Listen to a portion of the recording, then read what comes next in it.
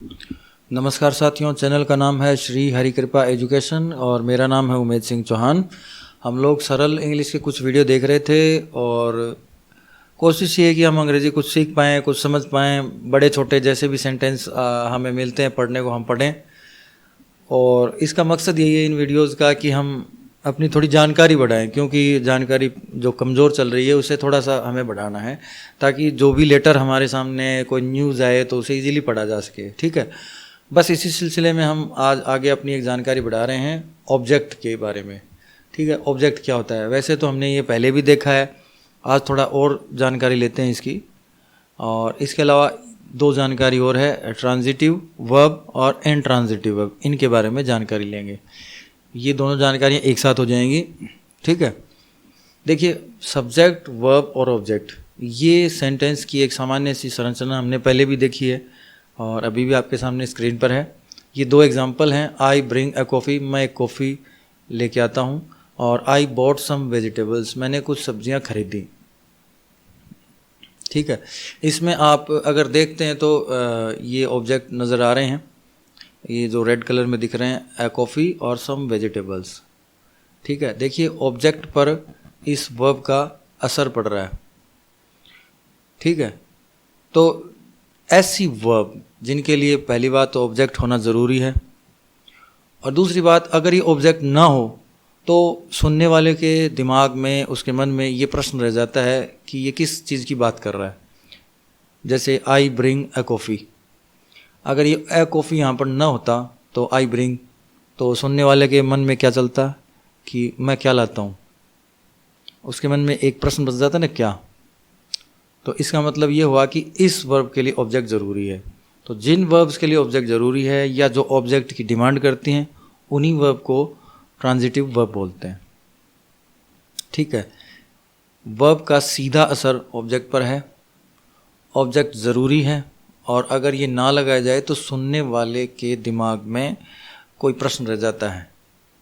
ऐसी सूरत में इस वर्ब को क्या कहते हैं? ट्रांजिटिव वर्ब कहते हैं। और जिस वर्ब में ऑब्जेक्ट ज़रूरी होता है उसके लिए ऑब्जेक्ट के बारे में बातचीत की जा सकती है। ठीक है, अब नीचे वाला देखिए, सब्जेक्ट, वर्ब, और ये एक ऐसी स्ट्रक्चर है जिसमें ऑब्जेक्ट होना ज़रूरी नहीं है, या जो वर्ब है वो ऑब्जेक्ट की डिमांड नहीं करती है। जैसे नीचे वाले एग्जांपल देखिए, आई स्लीप, मैं सोता हूँ। अब इससे आगे कोई ज़रूरत ही नहीं है, स्वतः ही ये वाक्य यहीं ख़त्म हो जाता है, सुनने वाले के दिमाग में भी कोई सवाल नहीं बचता है। ही जम्प्ड, वह कूदा। यू लाफ, ठीक है, और ही वाज क्राइंग, वह रो रहा था। तो ये जितने भी आप सेंटेंस देख रहे हैं इनमें आगे ऑब्जेक्ट की ज़रूरत ही नहीं है, और दूसरा ये अपने आप में मुकम्मल पूरा सेंटेंस है। तो जिन वर्ब्स के लिए या तो ऑब्जेक्ट ज़रूरी नहीं है या जो अपने आप में पर्याप्त हैं और सुनने वाले के मन में कोई प्रश्न नहीं बचता है, वहाँ पर ऐसी जो वर्ब होती हैं इनको क्या बोलते हैं? Intransitive verb. ठीक है, इनट्रांजिटिव वर्ब जिनमें ऑब्जेक्ट की कोई आवश्यकता नहीं होती है, और दूसरा ये डिमांड भी नहीं करती कि ऑब्जेक्ट हो। ठीक है, दूसरा एक ख़ास बात और है कि वर्ब के तुरंत बाद में अगर आप हमारा ऑब्जेक्ट होता है तो निश्चित रूप से वो कोई प्रीपोजिशन से शुरू नहीं हो रहा है, वर्ब के तुरंत बाद में है, इसलिए सीधा असर उस पर पड़ रहा है, लेकिन अपवाद कहीं ना कहीं कोई मिल जाएगा। खैर वो जब आएगा तब देखेंगे, अभी हाल फिलहाल देखते हैं नेक्स्ट स्लाइड। ये वही स्ट्रक्चर है, सब्जेक्ट, वर्ब और ऑब्जेक्ट। जैसा कि हमने पहले बात की थी कि अगर ऑब्जेक्ट होता है तो उसके बारे में ऑब्जेक्ट दो किस्म के हो सकते हैं, डायरेक्ट ऑब्जेक्ट और इनडायरेक्ट ऑब्जेक्ट। ठीक है, ऑब्जेक्ट अगर ना हो या ये वर्ब डिमांड ना करती हो, वर्ब इनट्रांजिटिव हो, तो एक अलग बात है, तब तो ये ऑब्जेक्ट है ही नहीं। लेकिन जब है और ये वर्ब डिमांड कर रही है तो वर्ब दो, ये जो ऑब्जेक्ट हैं ये दो किस्म के हो सकते हैं, डायरेक्ट ऑब्जेक्ट और इनडायरेक्ट ऑब्जेक्ट। अब हम डायरेक्ट और इनडायरेक्ट ऑब्जेक्ट जो हैं इनके बारे में थोड़ी जानकारी लेंगे। डायरेक्ट ऑब्जेक्ट क्या होता है कि वर्ब का असर सीधे ऑब्जेक्ट पर पड़ता है, डायरेक्टली। ठीक है, उन वर्ब और ऑब्जेक्ट के बीच में अगर कुछ हो भी तब भी उससे कोई फ़र्क नहीं पड़ रहा है, क्योंकि पहला जो असर है वो किस पर पड़ रहा है? उसी ऑब्जेक्ट पर पड़ रहा है। चलिए देखते हैं ये क्या है। आई ब्रिंग अ कॉफ़ी, मैं एक कॉफ़ी लाता हूँ। ये वर्ब है, ये सब्जेक्ट है और ये एक ऑब्जेक्ट है। ब्रिंग का असर इस पर पड़ रहा है, ठीक है। आई राइट अ लेटर, मैं एक पत्र लिखता हूँ। यू रीड अ न्यूज़पेपर, तुम एक अखबार पढ़ते हो। यू हिट द बॉल, तुम बॉल को हिट करते हो, ठोकर मारते हो, ठीक है। अब हमें ये पता कैसे चलेगा कि इस सेंटेंस में ऑब्जेक्ट कौन सा है? तो इसका सीधा सा एक तरीका है। देखिए, सब्जेक्ट क्या और उसके बाद में यहाँ आप एक ये जो इस सेंटेंस में जो भी वर्ब है वो भरिए और उसके बाद में है लगाइए। तो पूछ के देखिए, सब्जेक्ट क्या ब्रिंग यानी कि लाता है। ये हिंदी में समझने के लिए लिखा है मैंने, और अंग्रेजी में कहें तो व्हाट डू आई ब्रिंग, यानी कि इस प्रश्न में आई ब्रिंग अ कॉफ़ी। अब अगर ये प्रश्न होता तो व्हाट डू आई ब्रिंग, मैं क्या लाता हूँ, तो इसका जवाब क्या है? ऑब्जेक्ट।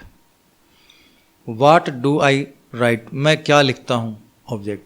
तो प्रश्न क्या लगा के बनाएं, ठीक है। और जैसे आप क्या लगा के प्रश्न बनाते हैं तो उसका जो भी जवाब मिलता है वो हमारा एक ऑब्जेक्ट होता है। अगर आप हिंदी में देखें तो देखिए, सब्जेक्ट क्या लिखता है या क्या लाता है या क्या पढ़ता है। वर्ब यहाँ पर आप हिंदी में लिख कर देखिए, आपको जवाब मिलना शुरू हो जाएगा। सब्जेक्ट क्या खाता है, क्या लिखता है, क्या पढ़ता है, क्या हिट करता है, किसको ठोकर मारता है। तो ये एक सामान्य जानकारी के लिखा है। बाकी अंग्रेजी में आप व्हाट लगा कर प्रश्न बनाइए तो जो जवाब मिलता है वो आपको ऑब्जेक्ट का मिलेगा। ये वर्ब जो है इसका सीधा असर इस ऑब्जेक्ट पर होता है, ठीक है। अब हम देखेंगे इनडायरेक्ट ऑब्जेक्ट। ये एक ऐसा ऑब्जेक्ट होता है जिसके लिए कार्य यानी कि वर्ब किया जाता है। वर्ब किसके लिए किए, जो वर्ब से जो भी काम हो रहा है वो किसके लिए किया जा रहा है, ठीक है। अब इसको समझते हैं और इस कहानी को समझेंगे जो रंग बिरंगी आपको नज़र आ रही है। पहले इस एग्जाम्पल को देखिए, ये वही एग्जाम्पल है जो कि पहले देखा है। Ram told many stories, Ram ने कई कहानियाँ सुनाई, ठीक है। इसमें राम क्या है? सब्जेक्ट है। टोल्ड एक क्रिया है और इसका मतलब होता है कहना, बताना। ये क्या है? मेनी स्टोरीज, ये ऑब्जेक्ट है, ठीक है। अब ये कहानियाँ किसे सुनाई जा रही हैं? ये जो टोल्ड की क्रिया है ये किसके लिए हो रही है, ठीक है। अगर ये जवाब मिलता है तो हम कहेंगे ये एक ऑब्जेक्ट है जो कि इनडायरेक्ट है। डायरेक्ट ऑब्जेक्ट तो कहानियाँ है ही। देखिए, Ram told us many stories, Ram ने हमें कई कहानियाँ सुनाई। इसी सेंटेंस को आप ऐसे भी लिख सकते हैं, Ram told many stories to us. अब ये क्या कहानी है इससे समझ में आ जाएगा। देखिए, सेंटेंस बना रहे हैं आप तो देखिए, सब्जेक्ट, उसके बाद में वर्ब, फिर इनडायरेक्ट ऑब्जेक्ट लिखिए। इनडायरेक्ट ऑब्जेक्ट के बाद में आप डायरेक्ट ऑब्जेक्ट लगा दीजिए सीधा ही, कोई दिक्कत नहीं है, ठीक है। लेकिन अगर आप इनडायरेक्ट ऑब्जेक्ट और डायरेक्ट ऑब्जेक्ट इनको फ्लिप करके लिखना चाहते हैं तो लिख सकते हैं डायरेक्ट ऑब्जेक्ट, इनडायरेक्ट ऑब्जेक्ट। इन दोनों के बीच में 2 या 4 में से कोई एक इस्तेमाल करिए।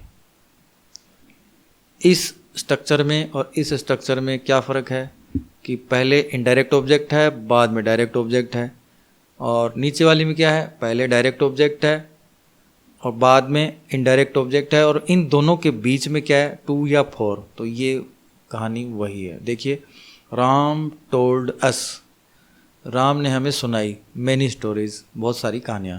हो गया ना। इनडायरेक्ट ऑब्जेक्ट, ये अस क्या है? इनडायरेक्ट ऑब्जेक्ट है, और मैनी स्टोरीज क्या है? डायरेक्ट ऑब्जेक्ट है, ठीक है। अब ये देखिए, राम सब्जेक्ट है, टोल्ड वर्ब है, मैनी स्टोरीज ये क्या है? डायरेक्ट ऑब्जेक्ट है। अब ये देखिए, टू अस, ये रहा टू और इनडायरेक्ट ऑब्जेक्ट अस।